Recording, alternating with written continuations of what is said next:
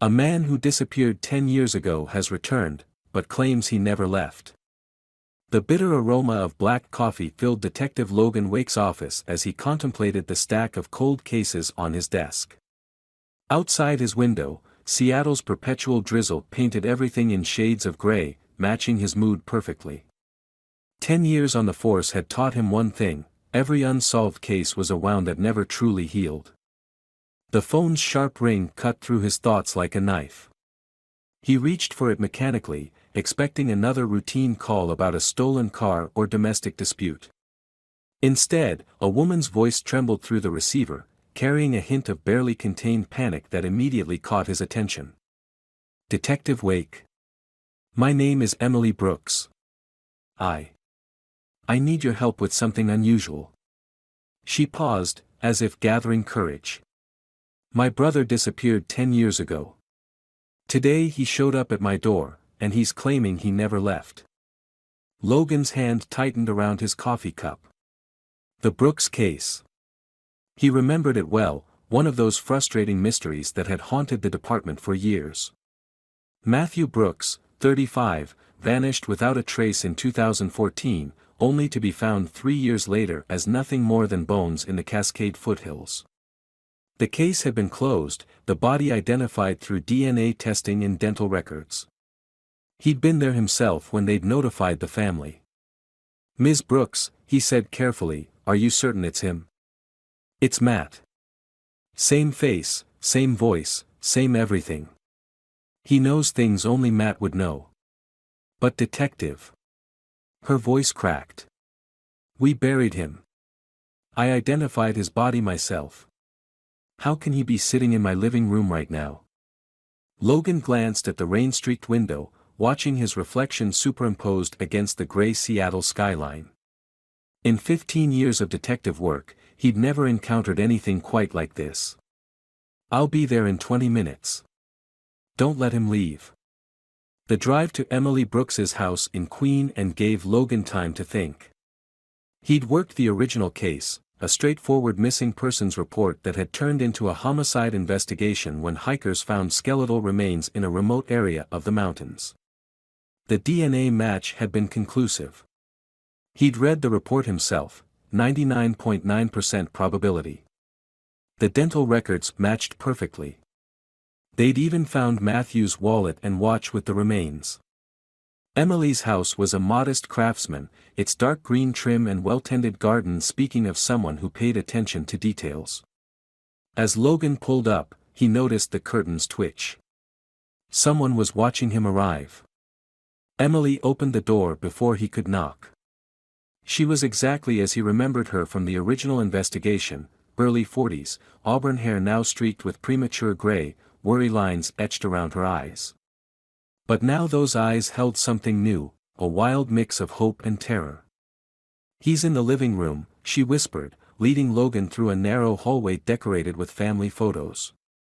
He noticed one showing a younger Emily with a man he recognized from the case file, Matthew Brooks, smiling at the camera during what appeared to be a camping trip. The man sitting on Emily's floral-patterned couch looked exactly like that photograph. He wore jeans and a gray sweater that seemed slightly too large, his face pale but otherwise healthy. No signs of someone who'd spent 10 years, anywhere. Let alone dead. Matthew Brooks? Logan kept his voice neutral, professional. "I'm Detective Wake." The man nodded, his movements deliberate and careful, as if he was still getting used to his own body. "You're here about the time skip." He spoke with quiet certainty. "I know how it sounds. But yesterday was April 15, 2014. I went to bed in my apartment on First Hill. When I woke up this morning, I was on a bench in Volunteer Park, and apparently, it's 2024. He leaned forward, eyes intense. "Detective, I never disappeared. I never died. I just jumped." Logan pulled out his notebook, more for something to do with his hands than any real need to take notes. "Tell me about April 15, 2014. What do you remember?" "Everything was normal. I worked late at the software company, Nexus Technologies, though I guess they're gone now. Had Chinese takeout from Golden Dynasty.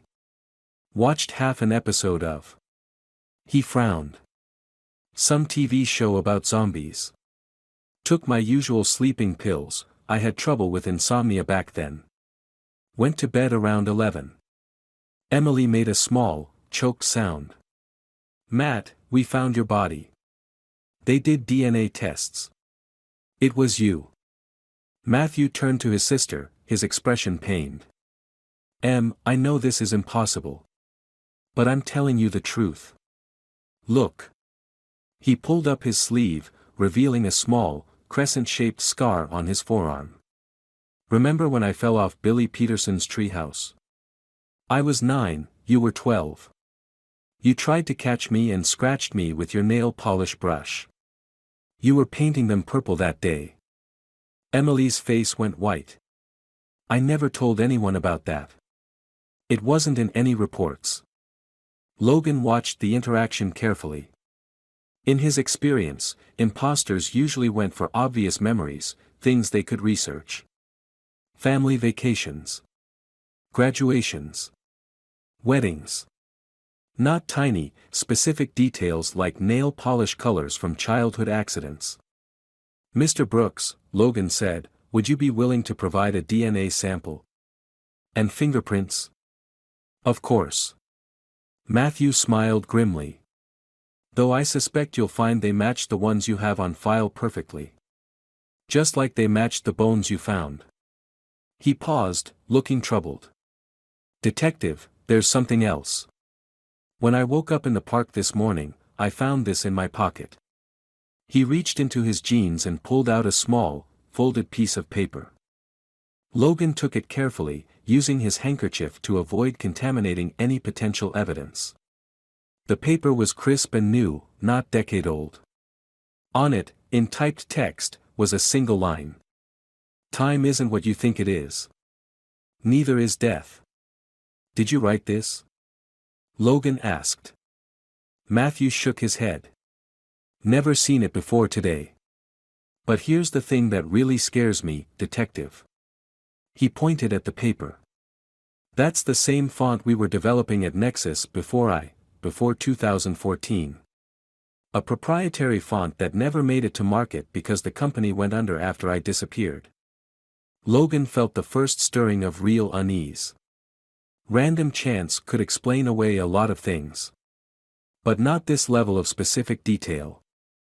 Back at his office that evening, Logan spread the case files across his desk. The original missing persons report from 2014 was thorough. Matthew Brooks had last been seen leaving work at Nexus Technologies around 7 p.m. Security cameras showed him entering his apartment building at 7:45 p.m. No footage ever showed him leaving. His car remained in the garage. His credit cards went unused. His phone never left his apartment. When they'd found the skeletal remains 3 years later, everything had pointed to Matthew Brooks. The height and build matched. The dental work matched his records exactly. The DNA comparison with Emily had shown sibling match probabilities that left no room for doubt. They'd even found his distinctive college ring, still on one bony finger. Logan pulled up the forensics photos on his computer. The skeletal remains had been found in a shallow grave off a hiking trail, partially uncovered by heavy rains. The coroner had never determined a cause of death, but the case had been ruled a homicide based on the burial site and signs of blunt force trauma to the skull. His phone buzzed, a text from Emily. He remembered the name of my first guinea pig. I never posted about that online. Never told anyone but him. Logan rubbed his temples. He needed more data. Picking up his desk phone, he called the forensics lab. Sarah.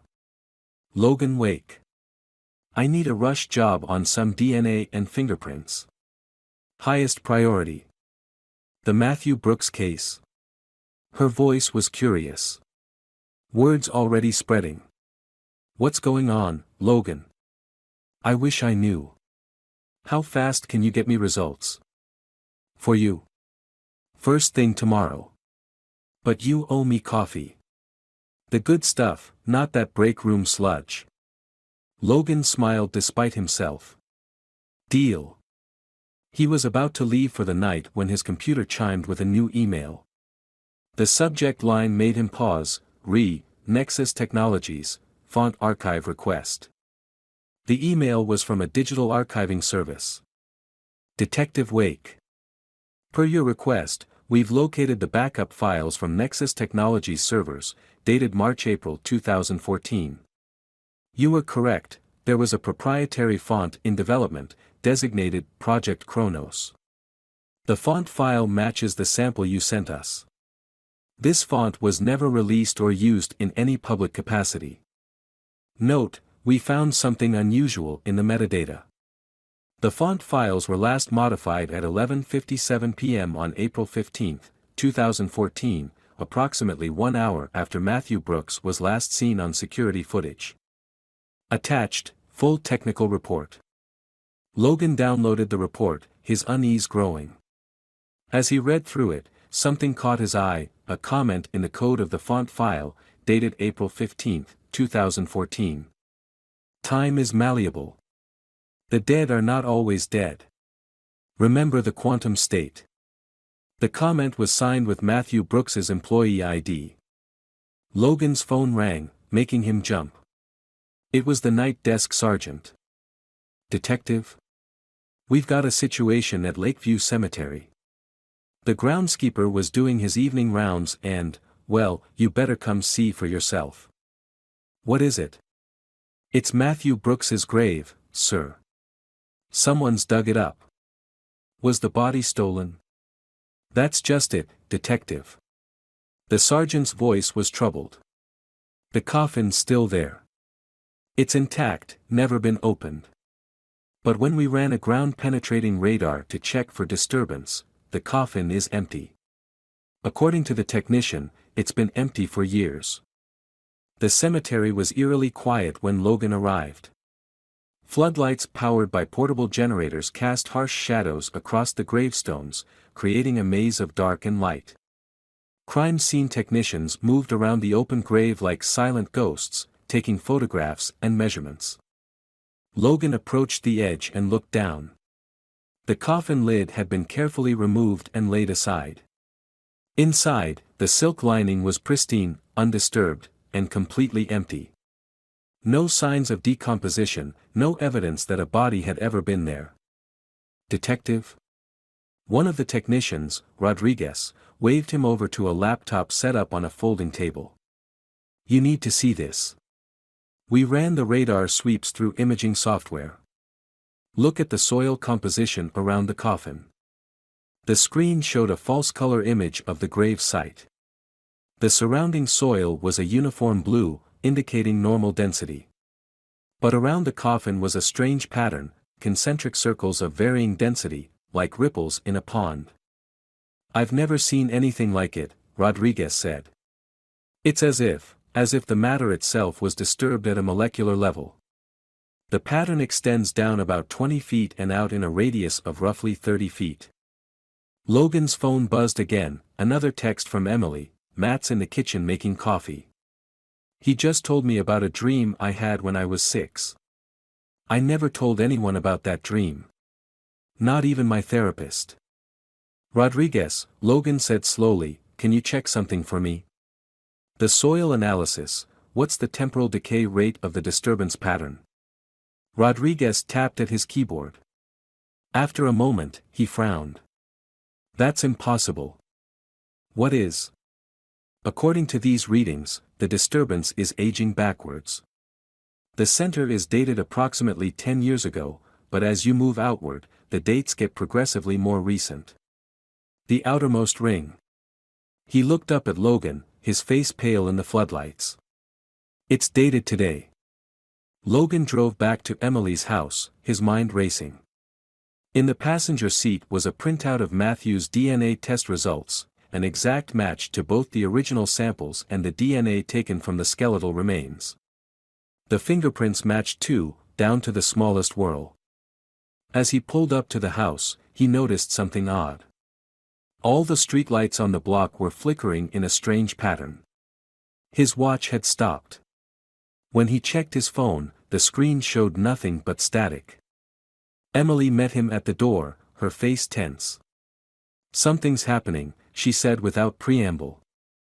"Matt's changing." "Changing how?" She led him to the kitchen. Matthew sat at the table, staring at his hands.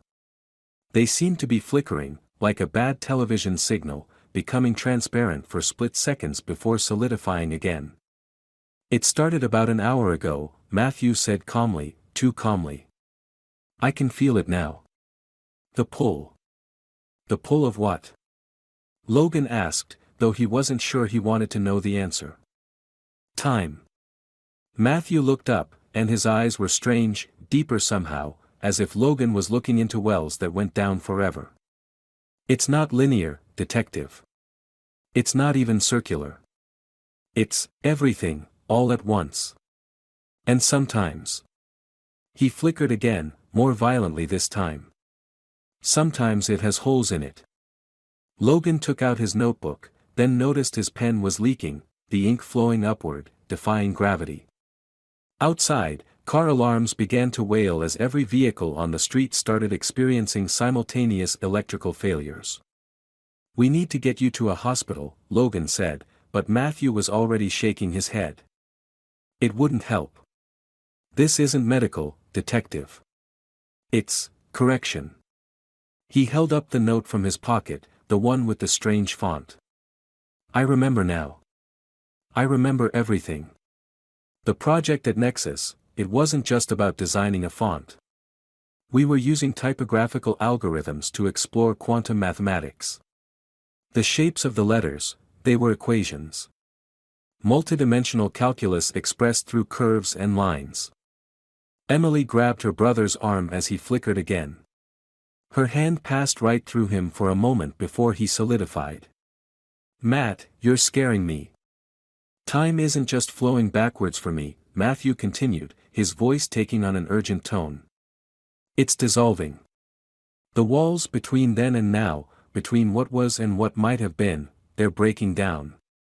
And it's spreading." As if to emphasize his point, the kitchen lights began to strobe. Through the window, Logan could see similar effects in neighboring houses. The entire block was being affected by whatever was happening. "The font was based on the Schrödinger equation," Matthew said, his words coming faster now. "We thought we were just creating beautiful mathematics. But we accidentally created something else, a visual expression of quantum uncertainty.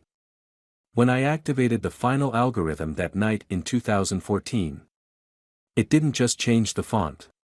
It changed me. Changed reality." Logan's detective mind raced to keep up. "The skeletal remains we found."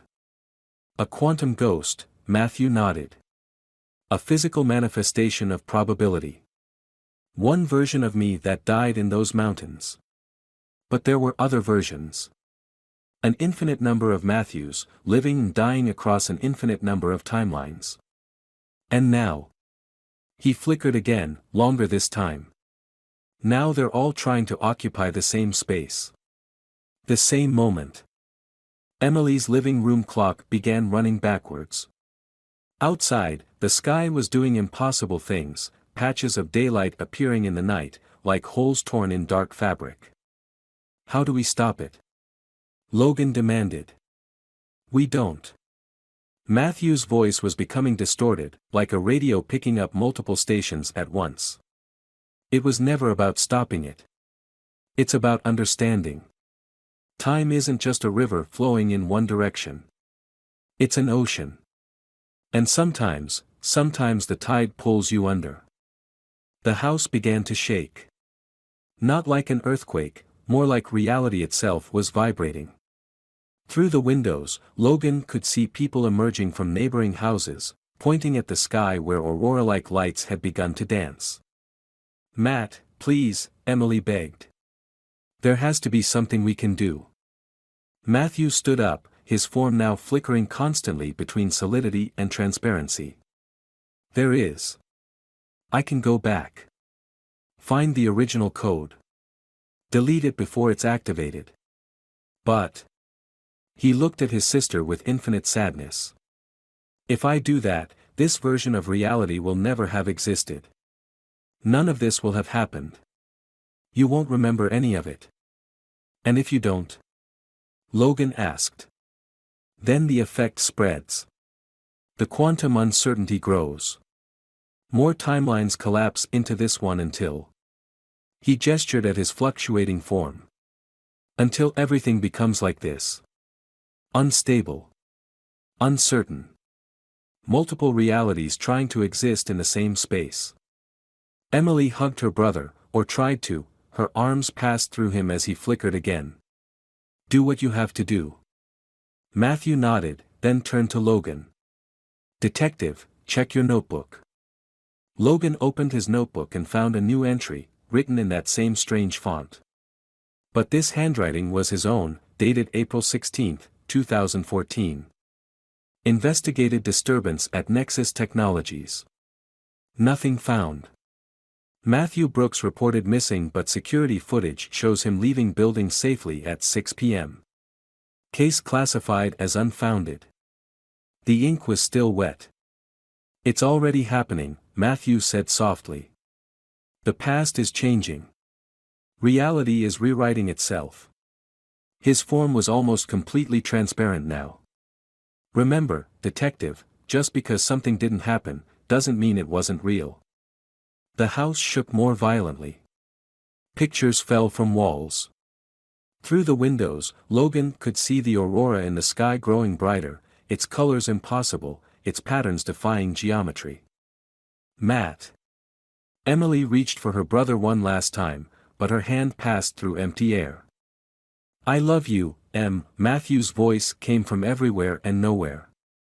In every timeline, in every reality, remember that. There was a sound like the universe taking a deep breath. The lights in the house flared blindingly bright. Logan felt a sensation like being turned inside out, like every atom of his being was being unwritten and rewritten simultaneously. Then, silence. Logan Wake sat at his desk, staring at an empty case file.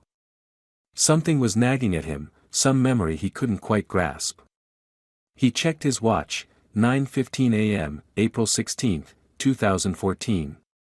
His coffee had gone cold. The phone rang. Detective Wake. This is Emily Brooks. I'm not sure why I'm calling. I just had the strangest feeling about my brother Matt, but he's right here. He just came from work.